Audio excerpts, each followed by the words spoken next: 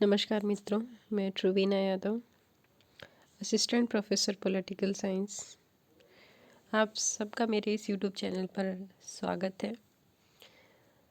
आज का जो हमारा लेक्चर है वो बीए पार्ट 3 में पाश्चात्य राजनीतिक विचारक हम पढ़ रहे हैं। पाश्चात्य राजनीतिक विचारक के अंतर्गत हमने होब्स को शुरू किया था। होब्स में हम होब्स का जीवन परिचय देख चुके हैं। आज का जो लेक्चर है, जिसके लिए होब्स सर्वाधिक प्रसिद्ध है, उसका सामाजिक समझौता, उसकी शुरुआत करेंगे। आज के इस वीडियो में हम होब्स के मानव स्वभाव संबंधी विचार देखेंगे। देखिए, होब्स का जो सामाजिक समझौते का जो सिद्धांत है वो उसके मानव स्वभाव, प्राकृतिक अवस्था, इन विचारों पर टिका हुआ है। इसलिए पहले हमें इन्हें समझना होगा कि मानव के स्वभाव के संबंध में, उसके स्वरूप के संबंध में होब्स क्या सोचता था और उसने इस स्वभाव के आधार पर प्राचीन समय में कैसी प्राकृतिक अवस्था मानी और फिर वो अपना सामाजिक समझौता देता है, तो हमें समझने में आसानी होगी। इसलिए हम आज का जो लेक्चर है इसमें उसके मानव स्वभाव संबंधी विचार देखते हैं। होब्स की जो राजनीतिक विचारधारा है उसमें सर्वप्रथम स्थान उसके सामाजिक समझौते को दिया जाता है। उसके हमें पता है कि उसके सामाजिक समझौते संबंधी जो विचार हैं उसके प्रसिद्ध ग्रंथ लेवियाथन में बहुत ही विस्तार से हमें मिलते हैं। उसका मानव स्वभाव संबंधी यदि हम विचार देखें तो सबसे पहले उस समय की परिस्थिति को समझना पड़ेगा। देखिए, होब्स के समय में इंग्लैंड में गृह युद्ध चल रहा था और इंग्लैंड का जो गृह युद्ध था उसी ने होब्स के सम्मुख मानव का जो स्वभाव है उसका सबसे घृणित पक्ष उसके सामने प्रस्तुत किया। गृह युद्ध के दौरान उसने देखा कि मनुष्य कितना स्वार्थी है, कितना झगड़ालू है, नीच है, दुष्ट है, विवेकहीन है, आत्म केंद्रित है, केवल अपने स्वार्थ के लिए केंद्रित रहता है, अपने स्वार्थ की पूर्ति में लगा रहता है और उसकी पूर्ति नहीं होती तो लड़ने झगड़ने लगते हैं। ऐसा ही गृह युद्ध के दौरान हुआ था। तो उस समय की परिस्थितियों वश होब्स ने मानव के घृणित पक्ष को देखा। होब्स के अनुसार ब्रह्मांड जो है वो एक यंत्र है, एक मशीन है, जिसका निर्माण उन पुर्जों से हुआ है जो यांत्रिक नियम के अनुसार चलते हैं। मनुष्य इसी ब्रह्मांड का एक लघु रूप है और वह भी एक यंत्र यानी मशीन के समान ही है। उसका निर्माण भी ब्रह्मांड की भांति विश्व में जो संचालित पुर्जे हैं उनसे हुआ है। यानी उसने यांत्रिक व्याख्या प्रस्तुत की, संपूर्ण ब्रह्मांड को उसने एक मशीन माना और वो मशीन विभिन्न पुर्जों से मिलकर बनी हुई है जो यांत्रिक नियम के अनुसार चलते हैं। ऐसे ही मनुष्य जो है वो भी एक मशीन की तरह है जो विभिन्न पुर्जों से मिलकर बना हुआ है। होब्स का उद्देश्य उस नियम की खोज करना था जिसके अनुसार मनुष्य का स्वभाव संचालित होता है। यानी मानव स्वभाव की ये जो प्रवृत्तियां हैं, स्वार्थी, झगड़ालू, नीच, विवेकहीन होना, ये जो उसकी प्रवृत्तियां हैं ये कौन से नियम के अनुसार उसकी संचालित हो रही है। मतलब वो उसका जो मेन मकसद था इस चीज़ को खोज करना था कि मनुष्य का स्वभाव इस किस चीज़ से, कौन से नियम से ऐसा संचालित हो रहा है। अतः होब्स जो था उसने मानव प्रकृति का मनोवैज्ञानिक विश्लेषण करके ही अपने राजनीतिक सिद्धांत का निर्माण किया। होब्स के अनुसार मनुष्य संवेदनाओं का जीव है। मनुष्य की विचार शक्ति भी संवेदनाओं से ही उत्पन्न होती है। जो इंद्रियां हैं उनके माध्यम से जब हमारी संवेदनाएं हमारे स्नायु तंत्र तक पहुंचती हैं तो वो संवेदनाओं के रूप में प्रकट होती हैं और मस्तिष्क जो है, मस्तिष्क की ये जो संवेदना है उसको उसने विचार की संज्ञा दी है। मतलब हमारा जो स्नायु तंत्र है उसमें बहुत सारी संवेदनाएं होती हैं और मस्तिष्क की जो संवेदनाएं है उसको वो विचार मानता है। होब्स के अनुसार राज्य में 2 प्रकार की गतियां होती हैं, ऐच्छिक और अनैच्छिक। यदि उसकी भावना के अनुकूल संवेग होता है तो उसे वो डिज़ायर या अभिलाषा कहता है और भावना के प्रतिकूल यदि कोई संवेग होता है तो उसे वो घृणा करता है, विरक्ति का भाव पैदा होता है उसमें। यानी हम जैसा चाहते हैं यदि वैसा हो जाता है तो हम कहते हैं ये तो मेरी इच्छा थी, ये तो मेरी डिज़ायर थी। और यदि हमारी इच्छा के अनुकूल नहीं होता तो उससे हमें क्या हो जाती है, घृणा हो जाती है।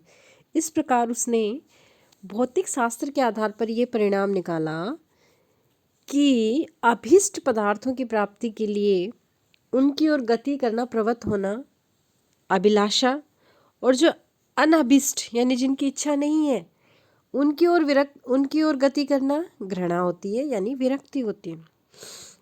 होब्स के अनुसार मनुष्य में वस्तुओं के प्रति आकर्षण और विकर्षण दोनों ही भाव पाए जाते हैं। वस्तुओं का जो आकर्षण है उसमें इच्छा को जन्म देता है, किसी भी चीज़ के प्रति विकर्षण जो होता है वो उसमें घृणा पैदा करता है। मनुष्य के लिए किसी भी वस्तु का अच्छा या बुरा होना उसकी भावना है। मनुष्य की सुख दुख, आशा निराशा, भय, साहस, क्रोध आदि जो मनोभावनाएं हैं वो इन्हीं अभिलाषा, विरक्ति इन्हीं के कारण उत्पन्न होती है, इन्हीं के कारण उनका हमारा परिचय होता है। होब्स के अनुसार अच्छाई या बुराई का विचार भी हमारी गति की दिशा से ही निश्चित होता है। जिन वस्तुओं से वह आकर्षित होता है उन्हें वो अच्छी कहता है, जिन्हें वो नापसंद करता है उन्हें वो बुरी वस्तु कहता है। अच्छाई या बुराई वस्तुओं में नहीं बल्कि मानव की भावना में निहित होनी, यानी हम मतलब वस्तु कोई अच्छी या बुरी नहीं होती, हम अपनी भावना से उसको अच्छा या बुरा बना देते हैं। यानी जो वस्तु हमें पसंद है उसको तो हम कहेंगे तो बहुत अच्छी है, और जो हमें पसंद नहीं है उसे हम कहेंगे तो बहुत बेकार वस्तु है। तो मानव की भावना के अनुसार वस्तुओं का स्वरूप निर्धारित हुआ। होब्स के अनुसार मनुष्य जो है वो हमेशा आनंद प्राप्त करना चाहता है, सुख प्राप्त करना चाहता है, खुश रहना चाहता है, और समय समय पर अपनी इच्छाओं को पूर्ण करना और वांछित वस्तुओं को पाने में सफलता प्राप्त करने में ही उसे क्या प्राप्त होता है, आनंद प्राप्त होता है। जिन साधनों से वो अपनी इच्छाओं को पूर्ण कर लेता है, आनंद प्राप्त कर लेता है, उसको उसने शक्ति की संज्ञा दी है। यानी जिनसे उसे सुख की प्राप्ति होती है, जिनसे उसे आनंद की प्राप्त होती है, उसको वो कहता है पावर, यानी शक्ति की संज्ञा देता है। और निरंतर उसमें शक्ति प्राप्त करने की इच्छा शक्ति बनी रहती है, यानी अपनी जो शक्ति है उसको प्राप्त करने की, उसको बढ़ाने की, उसमें निरंतर इच्छा शक्ति बनी रहती है। होब्स कहता है कि मानव के जो सारे कार्य हैं वो स्वार्थ भावना से प्रेरित होते हैं।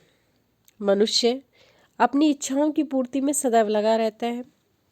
वह अपनी संपत्ति को सुरक्षित रखना चाहता है, अपने जीवन को निर्बाध तथा निर्द्वंद रखने के चक्कर में रहता है, यानी किसी प्रकार की कोई उसके जीवन में द्वंद्व ना आए, किसी प्रकार की कोई बाधा ना आए, ऐसा सोचता है। वो अपनी संपत्ति सुरक्षित रखना चाहता है, हमेशा स्वार्थ भावना से चलता है।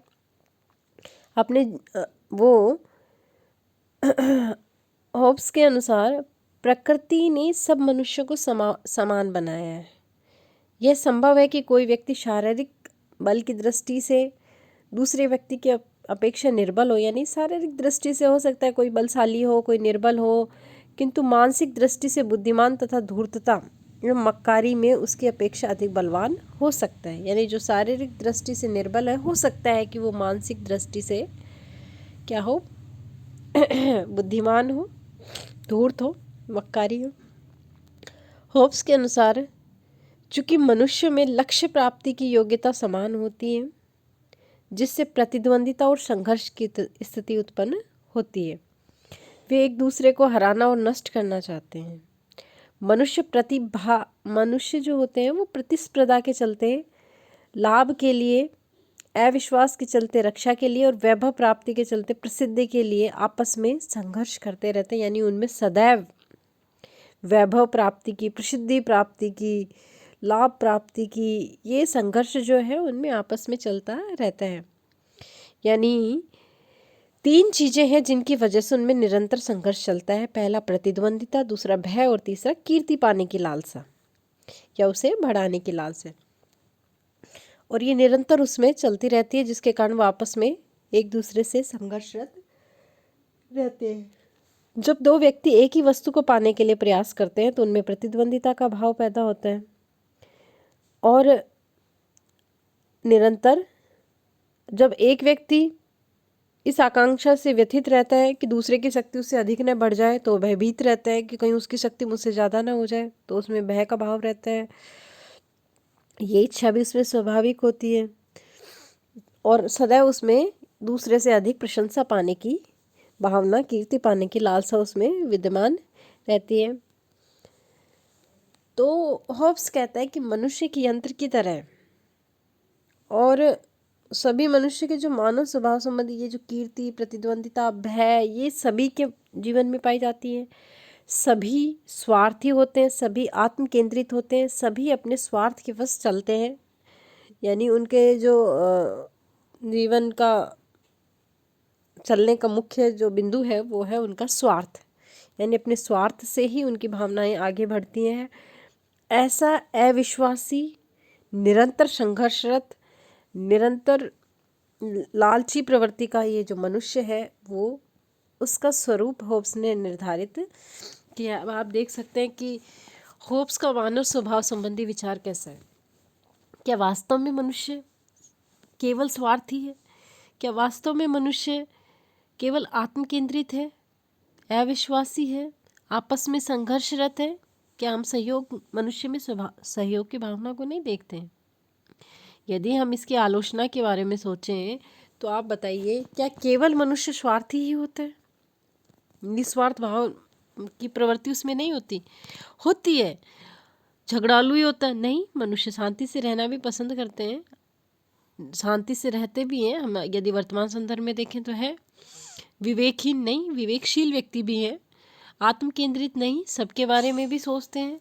तो होब्स का जो मानव स्वभाव का ये चित्रण है, ये पूर्णतः सही नहीं माना जा सकता, लेकिन होब्स का जो मानव स्वभाव का चित्रण है ये उस समय की जो परिस्थितियाँ थी उनके आधार पर चित्रित हुआ है। उस समय उसने इंग्लैंड को गृह युद्ध में व्याप्त देखा था। चारों ओर युद्ध की स्थिति थी, संघर्ष चल रहा था, राजा संसद के बीच में, बाद में फिर संसद और राजा के बीच में। तो किस तरह से निरंतर संघर्ष विद्यमान था और इसी प्रवृत्ति के कारण शक्ति को पाने की कितनी लालसा थी लोगों में, और मनुष्य कितना स्वार्थी था कि अपनी शक्ति अर्जन के लिए वो एक दूसरों को मार रहा था। तो इसी आधार पर उसने मानव का स्वभाव जो है ऐसा चित्रित किया। तो तत्कालीन परिस्थितियों की उपज है और इसी मानव स्वभाव के आधार पर होब्स जो है उसने प्राकृतिक अवस्था की रचना की। अब आप खुद समझ सकते हैं कि ऐसे मानव की प्राकृतिक अवस्था कैसी होगी। स्वाभाविक है, जो लालची हैं, अविवेकी हैं, आत्म केंद्रित हैं, लड़ने झगड़ने वाले, उनकी प्राकृतिक अवस्था भी कैसी होगी? निरंतर संघर्ष की व्यवस्था होगी, एक दूसरे को मारने वाली व्यवस्था होगी। तो सतत युद्ध की स्थिति होगी, ऐसी ही होगी, क्योंकि ऐसे मनुष्य की तो ऐसी ही हो सकती है। न कोई न्याय अन्याय का पता होगा, न उचित अनुचित का कोई होगा, न धर्म अधर्म के बारे में कुछ नहीं होगा। सर्वत्र जो है धोखाधड़ी, अविश्वास, निरंतर भय, असुरक्षा, ऐसी प्राकृतिक अवस्था होगी ऐसे मनुष्य की। तो उसने मानव स्वभाव के आधार पर मानव की प्राकृतिक अवस्था का चित्रण किया है और इसी प्राकृतिक अवस्था के आधार पर फिर वो सामाजिक समझौते की बात करता है कि किस प्रकार ये जो स्वार्थी मनुष्य हैं वो आपस में एक समझौता करते हैं और किस बिंदु पर सहमत होते हैं और कैसे फिर वो राज्य की रचना करते हैं। ये चीज़ें हम हमारे आगे के लेक्चर्स में देखेंगे।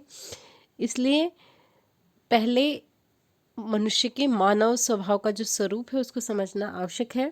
इन्हीं बिंदुओं के आधार पर इनकी आलोचना भी आप कर सकते हैं और आलोचना में आप आसानी से कर सकते हैं कि उसने मानव का केवल नकारात्मक पक्ष को देखा है। मनुष्य में सकारात्मक पक्ष भी होता है, अच्छे भी होते हैं, अच्छाइयों की भी प्रवृत्तियाँ उसमें होती हैं जिसकी उसने पूर्णतः क्या की है, अवहेलना की है। धन्यवाद।